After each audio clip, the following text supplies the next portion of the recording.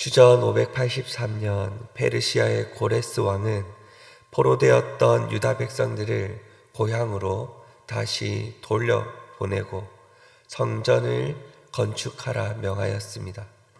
이것이 고레스 칙령이라고 우리에게 알려져 있습니다. 이것이 선포되던 해에 다니엘은 예레미야의 예언의 말씀, 그 말씀을 읽던 중에 하나님께서 큰 깨달음을 얻게 하셨습니다. 예레미야 29장 10절을 제가 읽겠습니다. 바벨론에서 70년이 차면 내가 너희를 돌보고 나의 선한 말을 너희에게 성취하여 너희를 이곳으로 돌아오게 하리라. 다니엘은 깨달았습니다. 하나님께서 돌려보내실, 고향으로 돌려보내실, 회복시키실 날이 얼마 남지 않았구나. 예레미야를 통해 예언하셨던 이 70년의 시간이 곧 다가오겠구나 라는 것을 깨닫게 하셨습니다. 그런데 이 일이 얼마나 기쁜 일입니까? 약속의 말씀이 성취되는 것, 하나님이 포로되었던 자를 회복시키시고 고향 땅으로 돌아와 예배하게 하실 일, 이것이 얼마나 기쁜 일입니까? 그런데 오늘 다니엘은 어떻게 반응하고 있습니까?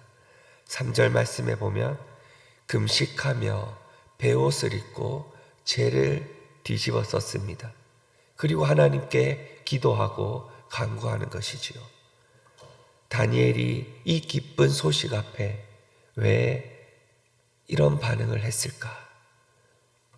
하나님께서 약속하신 때가 왔는데 전혀 준비되지 못한 우리의 모습, 백성들의 모습을 보았기 때문입니다.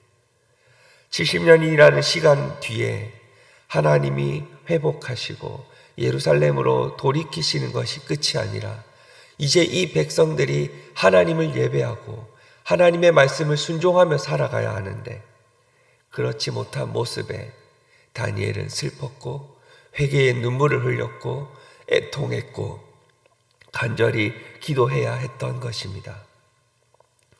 아무런 준비가 되지 않은 이 이스라엘 백성들을 보고 참회의 기도, 회개의 기도를 드릴 수밖에 없었던 것입니다. 이스라엘의 죄가 얼마나 뿌리 깊게 박혀 있고 이 죄가 보통 해결될 것 같지 않는 이런 문제 앞에서 다니엘은 이스라엘을 마음에 품고 간절히 기도하기 시작합니다. 회개가 없이는 미래의 소망도 약속의 말씀도 없다는 것을 잘 알았기 때문입니다. 실제로 1차 귀환 때 돌아왔던 이스라엘 백성의 수가 49,897명입니다. 그런데 이 숫자 가운데 많은 사람들이 고향 땅으로 돌아와 하나님을 예배하기보다 그 바벨론 땅에 머물러 있기를 원했습니다. 그 페르시아 땅에 머물러 있기를 원했습니다. 이미 그 삶에 익숙해져 있었고 하나님을 떠난 백성들이 너무나도 많았다는 것이죠. 이렇게 이 페르시아 시대에도 바벨론 시대에도 압수르 시대에도 하나님 앞에서 하나님을 예배하기보다 그 세상에 익숙해져서 거기에 머물러 살고자 하는 백성들의 모습, 이 모습을 보고 우리는 어떤 깨달음을 얻어야 할까요?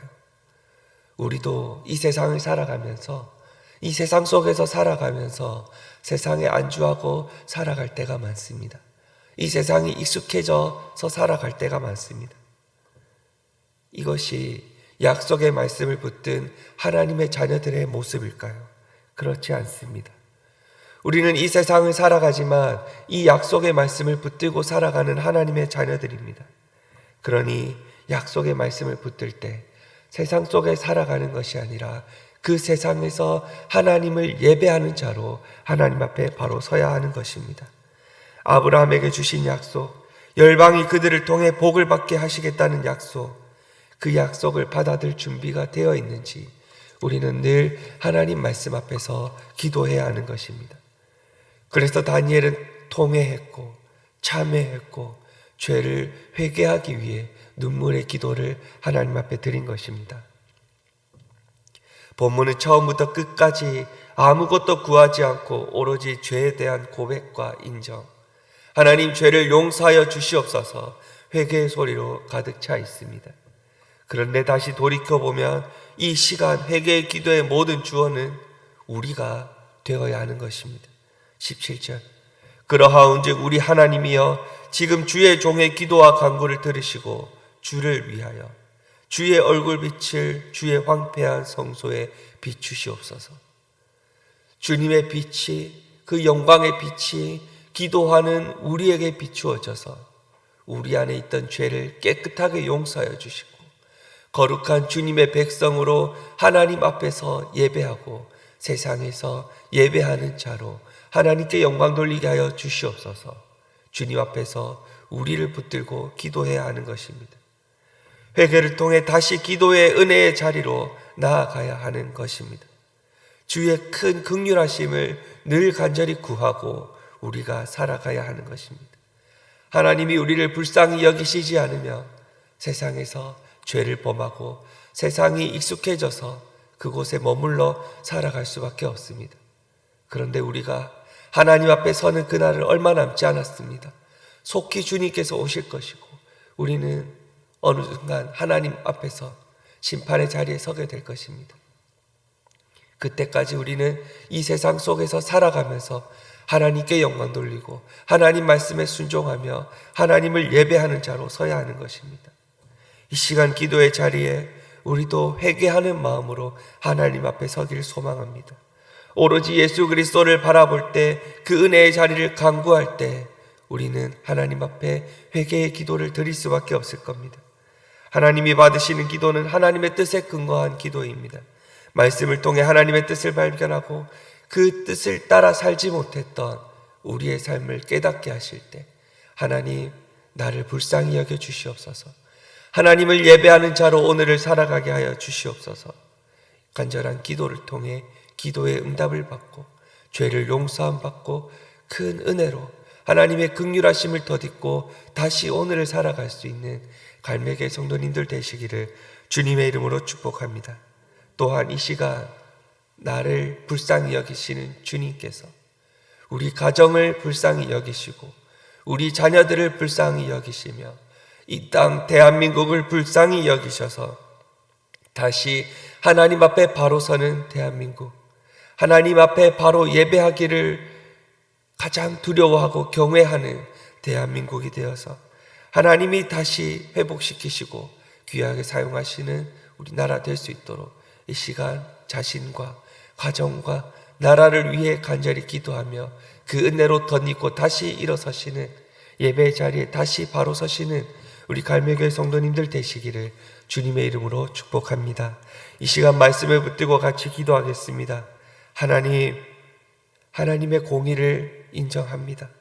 또한 하나님의 뜻을 인정합니다.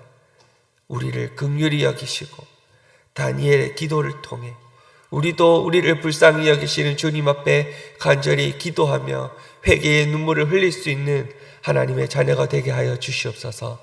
같이 기도하겠습니다. 내일은 거룩한 주일입니다. 그리고 추수감사주일로 하나님 앞에 예배드리게 됩니다. 올 한 해 하나님께서 부어주신 감사의 제목들을 하나하나 곱씹게 하시고 모든 것을 하나님께 영광 돌리게 하시며 그 감사의 제목들을 모든 가족들과 교우들과 함께 나누게 하여 주시옵소서.